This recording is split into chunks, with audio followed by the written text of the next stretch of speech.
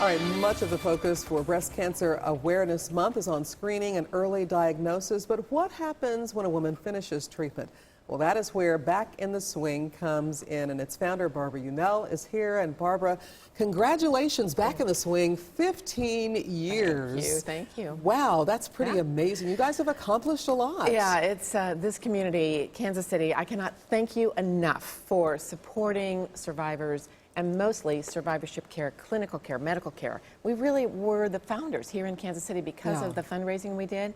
We started the first clinical, medical breast cancer survivorship clinic in the country, and now we're teaching the rest of the country and the world, actually, what we learned here. But it wouldn't be possible without this community. And so now, 15 years later, it is the standard of care, thanks to the American College of Surgeons, making it mandatory for accreditation. So this way the woman doesn't just finish her radiation and chemotherapy and surgery and goodbye. Right. You know, there is an actual plan for what areas. Care plan. Yeah. Well, and the idea is that everybody asks that question. I mean, you asked that question, I'm sure. Yeah. Now what? I asked that question. We're both breast cancer survivors. What do I do? How do I live? How do I live my plan, right? Well, now we've started a new project called Plan to Live. Live your plan.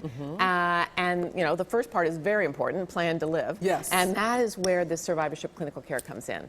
That what do I need to eat? How do I need to move? What are the best chances I have to build my immune system, my brain, my bones, all the things that are affected by cancer treatment.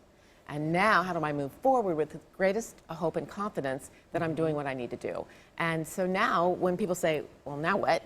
We can say, here's what. Yeah.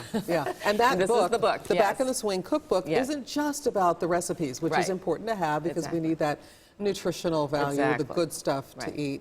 But it also talks about mental health and other things like that. Right, and we did the book because, you know, in clinics, people don't have a lot of time to spend to talk about a lot of these things. So you get your plan, but you're like, well, wait a minute. Now what do I do? How do I live that plan? So this talks about food, as you said, but also movement and relaxation and all of the things that we know build, believe it or not, research shows, relaxing helps, can you imagine? But it builds the immune system, the brain, the bones, everything else, as well as food, movement, and some other tips that I'm not going to give away, right?